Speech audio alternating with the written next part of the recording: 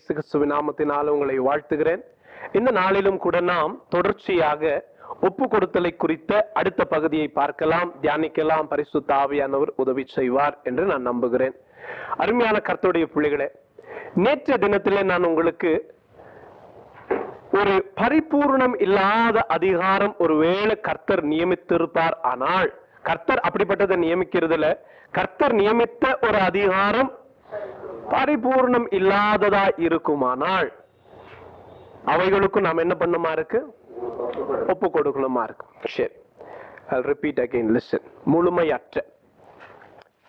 நேற்றைய தினத்துல நாம் தியானித்தோம், முழுமையற்ற அதிகாரத்திற்கும் ஒப்பு கொடுக்க வேண்டும். Submission to imperfect authority என்று சொல்லி தியானித்தோம்.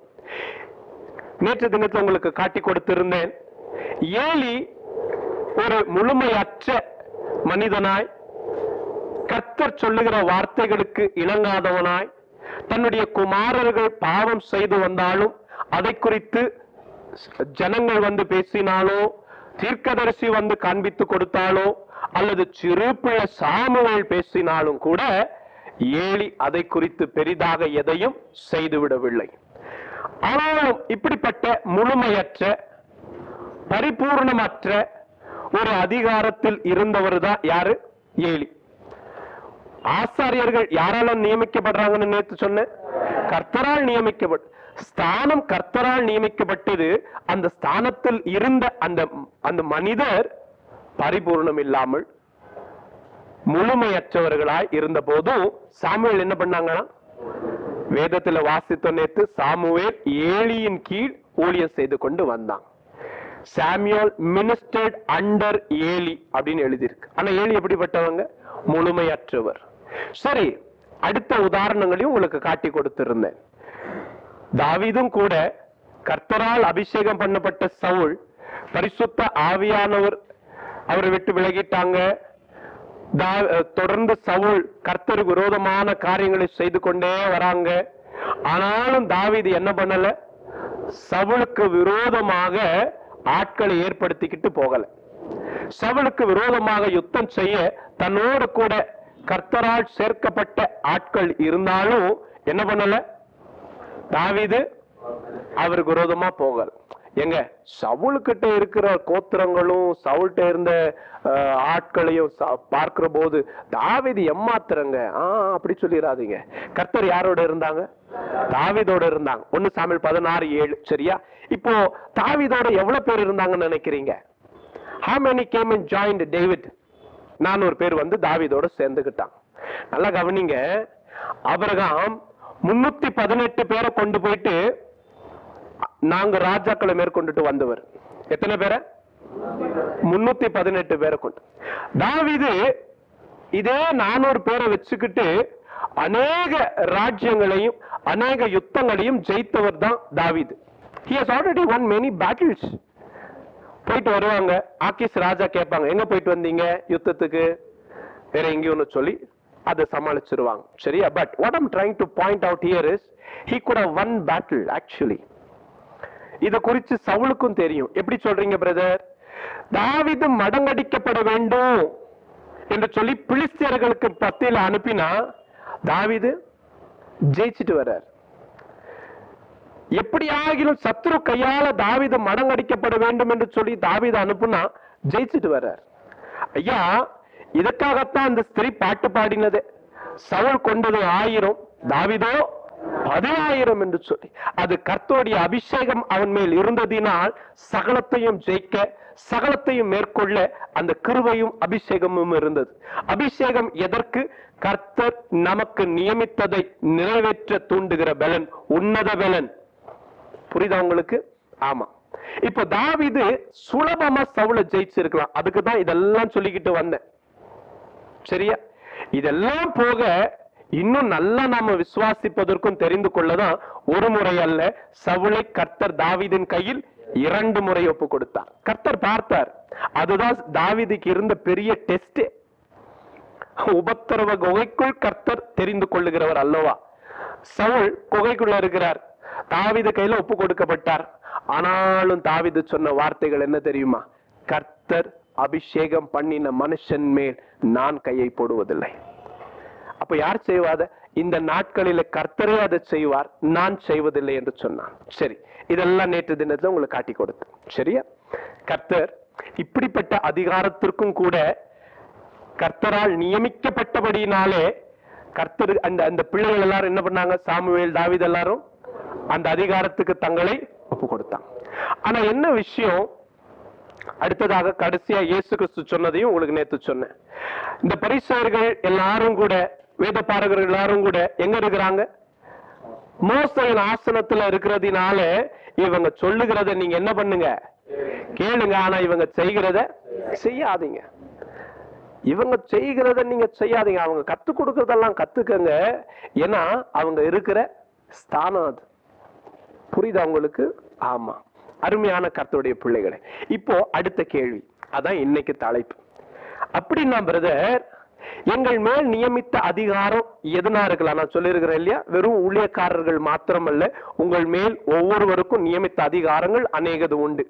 பெற்றவர்கள் பிள்ளைகளுக்கு, கணவர் மனைவிக்கு, விசுவாசிகள் சபை போதகர்களுக்கு, ஒரு போதகன் மற்ற இன்னொரு மூத்த போதகருக்கு, பின்பு தேசத்தின் குடிமக்கள் எல்லாரும் அரசாங்கத்திற்கு, வேலைக்காரர்கள் எஜமான்களுக்கு, இப்படி எல்லாரும் மேலேயும் அதிகாரங்கள் வைக்கப்பட்டிருக்கு. இந்த அதிகாரங்கள் ஒருவேளை நீங்க நினைக்கிற போது, நீங்க பார்க்கிற போது அவங்க முழுமையற்றவர்களா இருந்தாலும் கர்த்தர் நியமித்திருந்தா நாம் என்னதான் செய்யணுமா இருக்கு. நான் நேற்று சொன்ன உங்களுக்கு கடைசியா ஜப நேரத்துல, ஒரு ராஜாவுக்கு என்ன வயசு? கர்த்தர் ஒருத்தர் ராஜாவை நியமிக்கிற போது 7 வயசு. ஜனங்கள்லாம் என்ன பண்ணணும்? இவர் வந்தா எந்திரிச்சு நின்று அந்த கனம் கொடுத்துதான் ஆகணும். சின்ன பிள்ளையா? கர்த்தர் நியமித்தது. கர்த்தர் நியமித்த அதிகாரமானால் அவர் ராஜா தான். யார் அங்கே அப்படின்னு இவர் எப்படி கேட்டிருப்பாரு? அவங்க என்ன சொல்லியிருப்பாங்க? என்னப்பா அப்படின்னு கேட்டிருப்பாங்க நினைக்கிறீங்களா? சின்ன பிள்ளை 7 வயசு தானே உனக்கு, என்னப்பா? கிடையவே கிடையாது. அப்படி இருந்தா அது அந்த அதிகாரத்தை அவங்களுக்கு தெரியாதன்னு அர்த்தம். அதுக்கு மேல அவங்க அங்க இருக்க முடியாது. புரியுதா உங்களுக்கு? அருமையான கர்த்தருடைய பிள்ளைகளே, கர்த்தர் நமக்கு நியமித்த அதிகாரங்கள் ஒரு வேளை முழுமையாய் இல்லாததா இருந்தாலும் கர்த்தர் நியமித்ததானால் நாம் ஒப்பு கொடுக்க வேண்டும். எது வரைக்கும் பிரதர்? அதான் இன்னைக்கு கேள்வி. when submission ends question mark போட்டு கொடுங்க. எப்பொழுது ஒப்பு கொடுத்தல் அப்பொழுது முடியும்? எப்போ ஒப்பு கொடுத்தல் தேவையில்லை? எப்போ ஒப்பு கொடுத்தல் அவசியம் இல்லாம போகும்? அதுதான் நாம இன்னைக்கு தியானிக்க போகிறோம். சரியா? பிரதர், கர்த்தர் நியமித்த அதிகாரம் தானே, அப்ப அவங்க சொல்றதெல்லாம் கேட்கணுமா? அவங்க என்ன பண்ணாலும் நாங்க சும்மா போகணுமா? ஏன்னா கர்த்தர் நியமிச்சிருக்கிறாங்கப்பா, அது அவங்களுடைய அதிகாரம், நம்ம ஒண்ணும் கேட்க கூடாது, நம்ம ஒண்ணும் பேசக்கூடாது அப்படின்னு சொல்லி செய்யறது எல்லாத்தையும் நாம ஏற்றுக்கிட்டு கடந்து போகணுமா என்று சொன்னால் இல்லை. இதற்கு ஒரு பகுதி தான் நோ பிளைண்ட் சப்மிஷன் என்று சொல்லி உங்களுக்கு எடுத்து கொடுத்திருந்தேன். அது யூடியூப்ல வந்து பாருங்க. கர்த்தர் எங்கேயும் யாரையும் என்ன பண்ணல தெரியுமா? கேள்விகளை கேட்காம, தெளிவு உண்டாக்காம அப்படியே ஒப்பு கொடுங்கன்னு சொல்லல. புரியுதா உங்களுக்கு? அண்டர்ஸ்டாண்டிங்? ஆமா. அப்ப எப்பங்க சப்மிஷன் பண்ண தேவையில்லை? when can submission end? இதுக்கு மேல ஒப்பு கொடுக்க தேவையில்லை அப்படின்னு எப்போ சொல்லலாம்? புரியுதா உங்களுக்கு? எப்ப சொல்லலாம்? இப்ப வாசிக்கலாம். இந்த நாளுடைய தியான வசனம் அப்போஸ்தலரின் புஸ்தகம் 5ஆம் அதிகாரம் 29ஆம் வசனத்தை வாசிக்கலாம். Book of Acts chapter 5 verses 29. அதற்கு பேதுருவும் மற்ற அப்போஸ்தலரும் மனுஷர்களுக்கு கீழ்ப்படுகிறதை பார்க்கிலும் தேவனுக்கு கீழ்ப்படுகிறதே அவசியம் என்று சொன்னாங்க. அருமையான கர்த்தருடைய பிள்ளைகளே, கர்த்தர் நியமித்த அதிகாரங்கள் தான் ரோமரின் புஸ்தகம் 13ஆம் அதிகாரம் 1ஆம் வசனம் சொல்லுகிறது. எல்லா அதிகாரமும் யாரால நியமிக்கப்பட்டது? கர்த்தரால நியமிக்கப்பட்டது தான். all authorities what exist today are being approved and ordained by God. It is God who has put set things in order. தேவன் தான் இவைகளை எல்லாம் ஒழுங்குபடுத்தி இருக்கிறாங்க, இந்த அதிகாரங்களை எல்லாம். அப்படி இருந்தாலும் எப்ப இந்த அதிகாரத்துக்கு நாம ஒப்பு கொடுக்க தேவையில்லை அப்படின்னு சொன்னா, கர்த்தர் சொன்னதுக்கு மிஞ்சினதை நமக்கு சொல்லுவாங்கன்னா நம்ம என்ன பண்ண தேவையில்லை? ஒப்பு கொடுக்க தேவையில்லை. ஒருத்தர் அதுதான் சொன்ன உங்களுக்கு, இதை நீங்க செய்யுங்க அப்படின்னு சொன்னா நாம என்ன பண்ணணும்? எதுக்குங்க? அதாவது ஒரு துணிகர இருதயத்தோட அல்ல. நீங்க சொன்னா நாங்க செய்யணுமா, ஏன் செய்யணும், அப்படி இல்ல. கேள்விகளை நல்ல தாழ்மையோடு, பிரதர் கர்த்தர் சொன்னா செய்கிற பிள்ளை பிரதர் நானு, ஆனா எனக்கு சற்று தெளிவு உண்டாக வேண்டும், எனக்கு கொஞ்சம் காட்டி கொடுக்குறீங்களா பிரதர், எனக்கு இது எப்படின்னு சொல்லி கொடுக்குறீங்களா, ஏன் பிரதர் நாம அப்படி செய்யணும், அப்படி செஞ்சாதான் கர்த்தர் நம்மளை ஏத்துப்பாங்களா, என்ன சொல்றாங்க அப்பா, எதுக்கு இந்த காரியங்கள் சொல்லி எல்லா மனத்தாழ்மையோடு ஒப்பு கொடுக்க இருதயம் உள்ளவர்களாய் எல்லா கேள்விகளையும் கேட்கலாம். ஒரு போதும் தப்பில்லை. அப்படி கேட்கிற கேள்விகளுக்கு வசனத்துக்கு எதிர்மாறாகவே இருக்குமானால் நாம என்ன செய்ய வேண்டியதில்லை. இப்ப நீங்க கேக்குறீங்க, எதுக்கு பிரதர் இப்படி செய்யறீங்க, ஏன் இது எங்களை செய்ய சொல்றீங்க, அதெல்லாம் சொல்ல முடியாது. நான் சொன்னா நீங்க கேட்கணும், கிடையாதுங்க. அது கர்த்தரால நடத்தப்படுகிற மனுஷனும் அப்படி சொல்ல மாட்டாங்க, கர்த்தருடைய பிள்ளைகளும் அப்படி கேட்க வேண்டிய அவசியமும் கிடையாது. புரியுதா உங்களுக்கு நான் சொல்றது, புரியுதா? ஆமா, பார்க்கணும் எதுக்கு. இப்ப சொல்றது ஏங்க சின்ன சின்ன காரியத்துக்கெல்லாம் உங்க வீட்டுல போய் அப்படி கேட்காதீங்க. ஏதாவது ஒண்ணு சொல்றாங்க, இதை செய்யுங்க, எதுக்குங்க, சொல்லனா செய்ய மாட்டேங்க. ஏங்க எது எதுக்கும் அது அதுக்கு தான். இப்ப நாம கேட்கிற ஒரு காரியம்னா, இந்த காரியம் நம்ம ஆத்மாவை கெடுக்க போகுதா, இந்த காரியம் நம்மை கர்த்தருடைய அன்புல இருந்து தூரம் பண்ண போகுதா, கர்த்தர் வேண்டாம்னு சொன்னதை என்ன செய்ய தூண்டுறாங்களா இவங்க, இப்படிப்பட்டதுக்கெல்லாம் நீங்க கண்டிப்பா கேட்கணும். இப்ப நான் சொல்றேன், தம்பி அங்க சேர் போடாதீங்க, போடுங்க தம்பினா, எதுக்கு பிரதர், அங்க உட்கார்ந்தா என்ன ஆகுது பிரதர் உங்களுக்கு, எப்பா சொன்னா கேள்றா, இங்க போடு, அப்புறமா சொல்றேன் வேணுமா, நான் அதுக்கு கூட நான் பதில் சொல்றேன், நான் அப்புறமா சொல்றேன், அதெல்லாம் முடியாதுங்க. இல்ல, that is not right, you are understanding it. எதுக்கு கேட்கலாம், நாம எதுக்கு கேட்கலாம் பிரதர், இது என்ன புது பழக்கம் சபையில, எப்பத்துல இருந்து இது எதுக்காக செய்யறோம், நாம எந்த நோக்கத்துக்காக இப்படி நாம செய்யறோம், எந்த காரணம் பிரதர் நீங்க சொன்னீங்கன்னா நாங்களும் அந்த தெளிவோட நடப்போம் இல்லையா. வெரி குட், வாங்க தெரிஞ்சுக்கங்க. நாம கண்மூடித்தனமா ஒப்பு கொடுத்து போகணும்னு கர்த்தர் ஒருபோதும் தம்முடைய பிள்ளைகளுக்கு சொல்றது இல்லைங்க. புரியுதா உங்களுக்கு? இப்போ அதுக்கு தான் நான் தொடர்ந்து காட்டி கொடுக்கிறேன். அப்போஸ்தலர்களுக்கு சபை சங்கம் முதலாவது சொல்லுச்சு, பிரசங்கிக்க கூடாது. என்ன பண்ணாங்க, சபை சொல்லுதுங்க கேட்கணும், அதெல்லாம் முடியாது. எங்களுக்கு கர்த்தர் என்ன சொன்னாங்க, உலகம் எங்கும் போய், மத்தேயு 28 அதிகாரம் 18 தொடங்கி 20 வரைக்கும் சகல அதிகாரமும் அவருக்கு இருக்கு. அவர் ஆண்டவராகிய இயேசு சொல்லியிருக்காங்க, நாங்கள் போய் எல்லாருக்கும் சுவிசேஷம் சொல்லி அவர்கள் சீஷர்கள் ஆக்கணும், அவர் கற்றுக் கொடுத்த யாவையும் அவர்கள் கை கொள்ளும்படி உபதேசம் செய்யணும். அப்பா சொல்லியிருக்கிறாங்க, எங்க எஜமான் சொல்லியிருக்கிறாங்க, இவங்க எங்களை வேண்டாம்னு சொல்றாங்க. இப்போ நாங்க நீங்க சொல்ற இந்த காரியத்துக்கு எங்களால ஒப்பு கொடுக்க முடியாது. முடியாதுன்னு மட்டும் நல்லா ஸ்ட்ராங்கா சொல்றீங்க நீங்க இல்லையா? ஆமா, முடியாது. ஏன்னா அப்பாவுடைய வார்த்தைக்கு எதிர்மாறா இருக்கு பாருங்களேன், முடியாது, அது செய்ய முடியாது. Very good. அடுத்ததாக அரசாங்கம் சொல்லுச்சு, பவுலை பார்த்து, பவுலே அதிக படிப்பு உன்னை இப்படி புத்தியினா மாற்றி போட்டுச்சப்பா, நீ பிரசங்கிக்காத. அப்போஸ்தலனாகிய பவுல் யார் பேச்சையும் கேட்கல, என்னை பிரசங்கிக்க சொன்னது என் ஆண்டவராகிய இயேசு. ஆனா என்ன செய்ய வேண்டும் ஆண்டவரேன்னு கேட்டேன். தரையில விழுந்த போது சடதியான ஒரு சத்தத்தை கேட்டு நான் விழுந்தேன். நான் அவரிடத்தை கேட்டேன், நான் என்ன செய்ய வேண்டும், தமஸ்குக்கு போ, அங்க நீ செய்ய வேண்டியது உனக்கு சொல்லப்படும் என்று சொன்னாங்க. நான் கடந்து போனேன். என் கர்த்தரி விதமாய் நிறுத்தி இருக்கிறாங்க.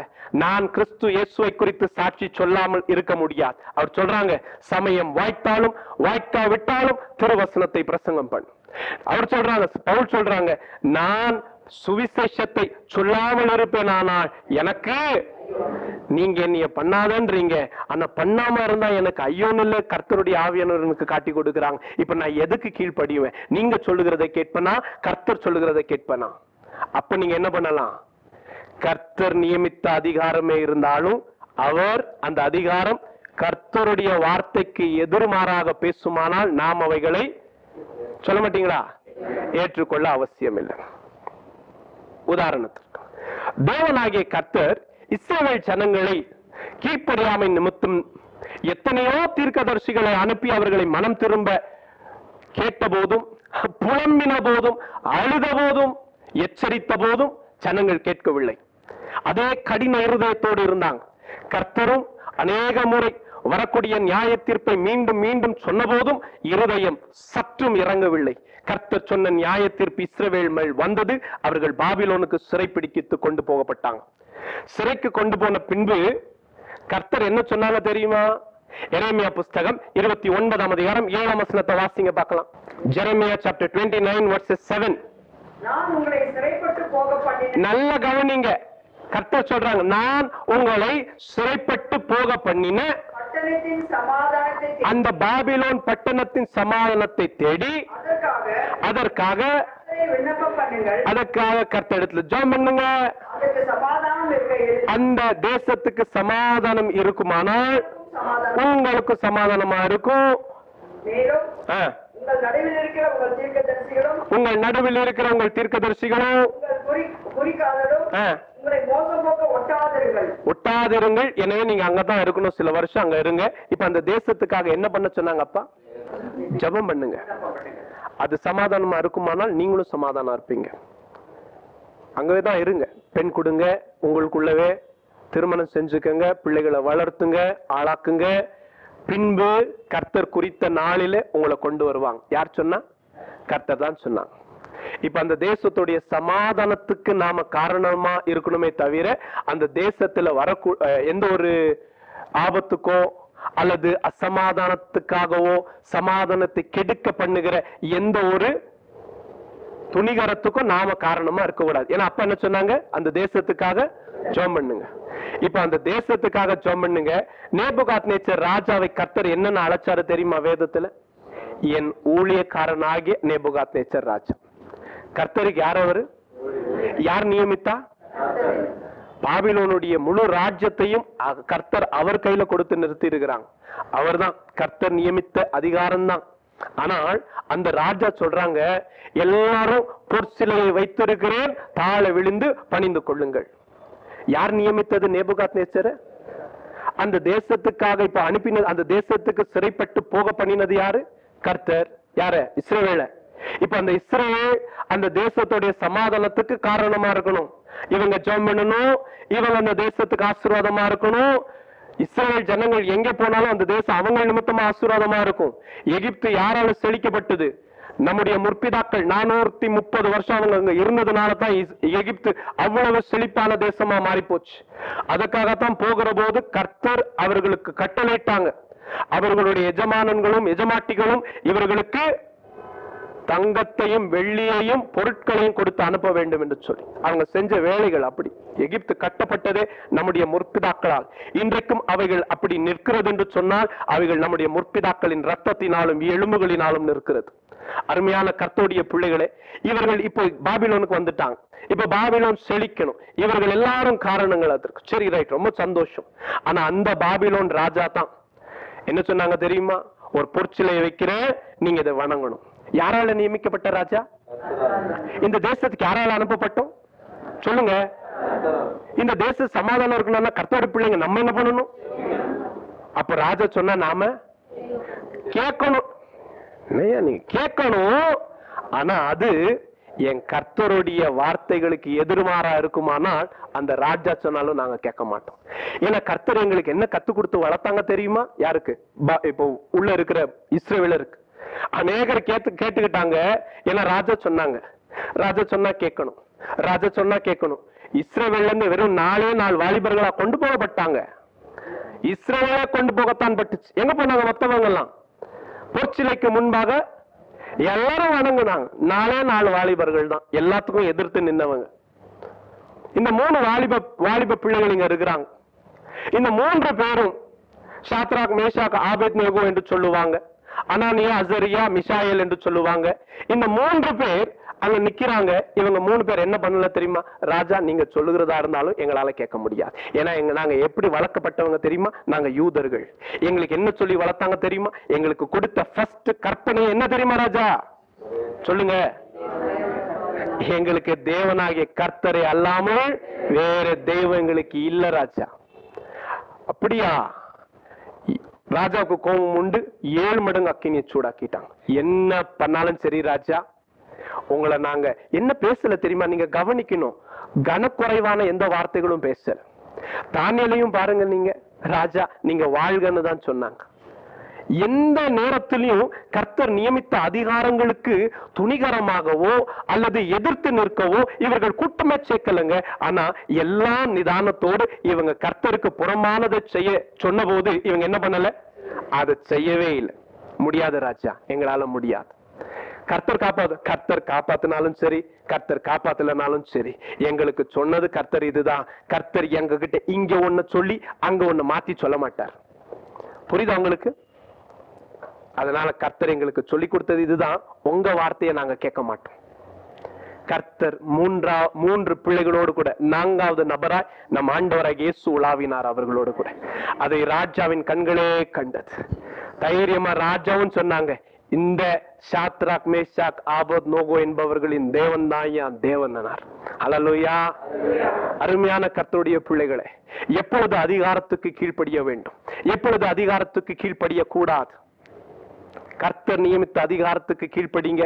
அது இன்னும் முழுமையாக இல்லாமல் இருந்தாலும், ஆனால் கர்த்தருடைய வசனத்துக்கு நம்ம எதிர்மாறாக நடத்துமானால் அந்த அதிகாரத்துக்கு நம்ம என்ன செய்ய வேண்டாம் தம்பி? ஒப்பு கொடுக்க வேண்டாம் சிஸ்டர், ஒப்பு கொடுக்க வேண்டாம். பார்வோன் ராஜா எகிப்து தேசத்துல எபிரேயரின் ஸ்திரீகளுக்கு எல்லாம் பிள்ளைகள் பிறந்து கொண்டிருந்ததுனால என்ன சொன்னாரு தெரியுமா? ஆண் பிள்ளைகளை எல்லாம் கொன்று போடுங்கள், பெண் பிள்ளைகளையோ தப்பிக்க விடுங்கள், அவர்கள் பிழைத்து இருக்கட்டும். ஆனால் இந்த மருத்துவச்சிகள் என்ன பண்ணாங்க?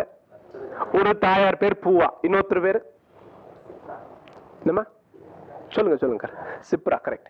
இந்த 2 பேரும், இந்த 2 தாயார்கள், அந்த 2 பேரும் எழுதியிருக்கு, இன்னும் அநேகர் இருந்திருக்கலாம். என்ன பண்ணாங்களா? சொன்னது யாரு? பார்வோன், எகிப்துடைய தலைவன். ஆனா இவங்க என்ன பண்ணாங்களா? ராஜா சொன்னாலும் சரி, இது கர்த்தருடைய வார்த்தைகளுக்கு எதிர்மாறானது, எங்களால செய்ய முடியாது. அருமையான கர்த்தருடைய பிள்ளைகளே, எது வரைக்கும் பிரதர் கர்த்தர் நியமித்த அதிகாரத்துக்கு நான் ஒப்பு கொடுக்க வேண்டும்? எது வரைக்கும் பிரதர் கர்த்தர் நியமித்த அதிகாரத்துக்கு என்னை நான் தாழ்த்த வேண்டும்? கர்த்தருடைய வசனத்துக்கு எதிர்மாறாய் இல்லாத வரைக்கும் ஒப்பு கொடுத்து தான் ஆகணும். இது ஒரே ஒரு காரியங்கள் தான் நாம் வெளியில வருவதற்கு. என்ன? அது கர்த்தருடைய வசனத்துக்கு எதிர்மாறாக இருக்க வேண்டும். அப்பொழுதுதான் நம்ம என்ன பண்ண முடியும்? அவைகளிலிருந்து வெளியில வர முடியும். உதாரணத்துக்கு பாருங்களேன், கேட்கலாம், சொல்லலாம், இதுல எந்த ஒரு தயக்கமும் நமக்கு இருக்க வேண்டாம். உதாரணத்துக்கு நீங்கள் பேதுருவை குறிச்சு வாசித்து பாத்தீங்கன்னா, பேதுரு கலாத்தியர் புஸ்தகம் 2ஆம் அதிகாரம் திருப்பி வாசித்து பாருங்களேன்.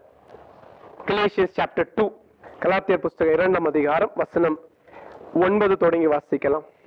எனக்கு அளிக்கப்பட்ட கிருபையை அறிந்தபோது தூண்களாக எண்ணப்பட்ட யாக்கோபும் கேபாவும், தூண்களாக எண்ணப்பட்ட யாக்கோபும் கேபா என்கிற பேதுருவும் யோவானும் தாங்கள் விருத்த சேதனம் உள்ளவர்களுக்கும் நாங்கள் புறஜாதிகளுக்கு பிரசங்கிக்கும்படி அந்யோன்ய ஐக்கியத்தின் அடையாளமாக வலது கை கொடுத்து சொன்னார்கள். இருந்தேன். மேலும் வந்தபோது அவனுடைய குற்றம் சுமந்ததினால் நான் முகமுகமாய் அவனோடு எதிர்த்தேன். எப்படி எனில், யாக்கோபிடத்திலிருந்து சிலர் வருவதற்கு முன்னே அவன் புற ஜாதியாருடன் சாப்பிட்டான். வந்த போதோ விருத்த சேதம் உணர்வு பயந்து விலகி பிரிந்தான். என்ன பண்ணாரு? விருத்த சேதனம் இல்லாதவர்களோடு உட்கார்ந்து நல்லா புசிச்சுட்டு சகோதரிகளா எண்ணி அமர்ந்திருந்தாங்க. ஆனால் மற்ற யூதர்கள் வந்த போது பேதுரு என்ன பண்றாரு? பயந்து, இவங்க என்ன சொல்லுவாங்க நம்மள அப்படின்னு சொல்லி அவர்களுக்காக பயந்து விலகுறாங்க. பேதுருவை பார்த்த உடனே பேதுருவோடு கூட இருந்த மற்றவர்களும் அப்படியே செய்தார்கள். இதை பார்த்து கொண்டிருந்த பவுல் என்ன பண்ணல தெரியுமா? ஏங்க, கர்த்தரால தெரிந்து கொள்ளப்பட்ட சீஷருங்க அவரு, அப்படி எல்லாம் சொல்லல. See, he said, brother, it is not right. நீங்க செய்கிறது தப்பு பிரதர், அது அப்படி இல்ல பிரதர். நீங்க ஏன் பிரதர் இப்படி செஞ்சீங்க? நீங்களே இப்படி செஞ்சீங்கன்னா விருத்த சேதனம் உள்ள நீங்கள் இப்படி செய்வீர்களானால் விருத்த சேதனம் இல்லாத இடத்தில் நீங்கள் என்ன எதிர்பார்க்க முடியும்? கர்த்தரை அறிந்து கொண்ட பிள்ளைகள் நீங்கள் இவ்விதமாய் வாழ்வீர்கள் என்று சொன்னால் கர்த்தரை அறியாத பிள்ளைகள் எவ்விதமாய் பரிசுத்தமா வாழ முடியும்? கிடையாதுங்க அப்படின்னு சொல்லி பவுல் பேதுரு இடத்துல கடிந்து கொள்ளுகிறார். இதை பேதுருக்கு கர்த்தர் அநேக முறை சொல்லி காட்டியிருந்தாங்க. தான் இயேசு கிறிஸ்து உயிரோடு இருந்த போதும் சொல்லி கொடுத்திருந்தாங்க, பார்க்கல. அதற்கு பின்னும் காட்டி கொடுத்திருந்தாங்க, தெரியாது. தரிசனத்துல 3 முறை பேசியிருந்தாங்க, தெரியாது. எல்லாத்தையும் பார்க்க நேரம் பத்தாது, இது செய்தி கிடையாது நமக்கு, சரியா? தெரியாது. இப்போ கடைசியா அது சொல்லி இவர் போய் கொர்நேலியு வீட்டுல ஜெபம் பண்ணி இந்த தரிசனங்கள் எல்லாம் நிறைவேறினதை பார்த்த பின்னும் இவர் இன்னும் யாருக்கு தான் பயப்படுறாங்க? கூட இருக்கிற மற்றவங்க என்ன சொல்லுவாங்கன்னு சொல்லி பயந்தான். சரி, அவர் சொல்லுகிறதோட நாமும் கை குலுக்க முடியாது. ஏன்னா பேதுருவோடு கூட பவுல் என்ன பண்ணியிருந்தாங்கன்னு எழுதியிருக்கு, தன் வலது கரத்தை கை குலுக்கி இருக்கிறாங்க. புரியுதா உங்களுக்கு? they are in an agreement. If you say we are in an agreement but things are not so when it comes to our beliefs, things are not so when it comes to God's கர்த்தர் நமக்கு கற்று கொடுத்தவைகள், கர்த்தர் நாம நடக்கிற பாதை ஒன்றா இல்லைன்னா எப்படிங்க? வேதம் சொல்லுகிறது 2 பேர் ஒருமித்தாலே ஒழிய என்ன பண்ண முடியாது? நடந்து போக முடியாது, பயணிக்க முடியாது. நாம 2 பேர் கை குலுக்கினவர்கள் என்று சொன்னால் உங்க வழி கரெக்டா இல்லையே, நீங்க சொல்றதெல்லாம் எங்களால என்ன பண்ண முடியாது. எல்லாத்துக்குமே எங்களால கண்ணை மூடிக்கிட்டு ஆமான்னு சொல்ல முடியாது. அதுக்கு என்ன பண்ணலாம்? வேதத்துல கேட்கலாம். இல்ல பிரதர் பாருங்க இப்படி இருக்கு, பாருங்க பிரதர் இப்படி இருக்கு, தைரியமா கேட்கலாம், எல்லா தாழ்மையோட கூட. புரியுதா உங்களுக்கு? ஒரு முறை ஒரு வீடியோல நான் வந்துட்டு ஐஸ்வர்யவானும் லாசரு, தரித்திரன் லாசருவையும் ஐஸ்வர்யவான குறித்து பேசிக்கிட்டு இருந்த போது அந்த ஒரே இடத்துல நான் என்ன சொல்லிட்டேன், இப்ப பாத்தீங்களா இந்த ஐஸ்வர்யவான் ஆபிரகாமுடைய மடிக்கு போய் சேர்ந்தான் அப்படின்னு சொல்லிட்டேன். It's a mistake. நான் லாசருன்னு சொல்றதுக்கு பதிலா ஐஸ்வர்யவானன்னு சொல்லிட்டேன். இந்த பிரசங்கத்தை சுரேஷ் என்ன கேட்டிருக்காங்க. அவர் சொன்னார் எனக்கு, தம்பி டே இப்படி மாத்தி சொல்லிட்டியப்பா. சரிண்ணே, சாரிண்ணே, தெரியலாம ஆயிடுச்சு. இல்லடா, தட் இஸ் காமன். பேசுறவங்களுக்கு ஒரு நேரத்துல இது மாத்தி அப்படி வந்துரும், ஜாக்கிரதையாயிரு, அதுக்காக உனக்கு சொல்றேன் நான். சரிங்கண்ணே, அதுதான், அவ்வளவுதான். அதுதான் சொன்னாங்க. இன்னும் கவனமா இருக்கணும், இன்னும் கவனமா பார்க்கணும், வார்த்தைகள் கரெக்டா பேசணும் அப்படின்னு சொல்லி எடுத்துக்கணுமே தவிர என்ன பண்ணக்கூடாது தெரியுமா? நாம இதெல்லாம் காமன் தான், விடுங்க, இதெல்லாம் பெரிய விஷயமா நினைக்கல. இல்லைங்க, அதை ட்ரை பண்ணிக்கிடலாம். தம்பிங்க சில நேரத்துல வந்து சொல்லுவாங்க, அண்ணே இது இப்படி சொல்லியிருக்க வேண்டியது நீங்க இப்படி சொல்லிட்டீங்கன்னு நினைக்கிறேன், இது மாத்திரம் எடிட் பண்ணிட முடியுமா? சரிங்க, ஞாபகமா பிள்ளைகளுக்கு சொல்லிடலாம், அதை மட்டும் வேணுமா எடிட் பண்ணிடலாம், அது கரெக்டா இல்லையா? சரி பண்ணிக்கிடலாம். ஓ அப்படியா, சரி, அதை குறித்து நான் தியானிக்கிறேன். இல்ல தம்பி, நான் இதுக்காகத்தான் சொன்னேன், இதை பாருங்க. ஓ அப்படியா, சரி. See, it is not about who is superior here. யாருக்குங்க அதிக ஞானம் இங்க? இதை யாராவது கையை தூக்கி காட்டுங்க, கொஞ்சம் பார்க்கலாம். ஞானமான்களை யாருங்க? ஞானத்தில் குறைவுள்ளவங்க நாம. கேட்டதுனால பூர்ண கிருபையுள்ள கர்த்தர் நமக்கு கொடுத்திருக்கிறாங்க. அதுல நாம கர்த்தரை மகிமைப்படுத்தணுமே தவிர என்ன பண்ணக்கூடாது? கர்த்தர் நியமித்தவைகளை குறையா பார்க்க கூடாது. புரியுதா உங்களுக்கு? அது கர்த்தருடைய பிள்ளைகளுக்கு அழகல்ல. எல்லா மனத்தாழ்மையோடு நம்ம ஒருவருக்கு கற்றுக்கொள்ளலாம், ஒருவருக்கு பலப்படுத்திக்கலாம், அப்படியே கர்த்தருடைய பாதையில நடந்து போகலாம். இங்க எல்லாத்துக்கும் உரிமையாளரும் தேறினவரும் மூத்தவரும் நம்ம ஆண்டவராகிய இயேசு தான். புரியுதா உங்களுக்கு? ஆமாங்க, அந்த ஒரு உணர்வோடு கூட நாம செயல்படலாம். எப்போ கீழ்ப்படிவது தேவையில்லை, எப்போ ஒப்பு கொடுப்பது நிறைவடைஞ்சிரும், எப்போ ஒப்பு கொடுக்க தேவையில்லாம போயிடும், எப்போங்க? கர்த்தருடைய வார்த்தைகளுக்கு எதிர்மாறாக கர்த்தர் நியமித்த அதிகாரமே சொன்னாலும் என்னால கேட்க முடியாது. We cannot submit for that. யார் நியமித்தது? கர்த்தர் நியமித்ததுதான்.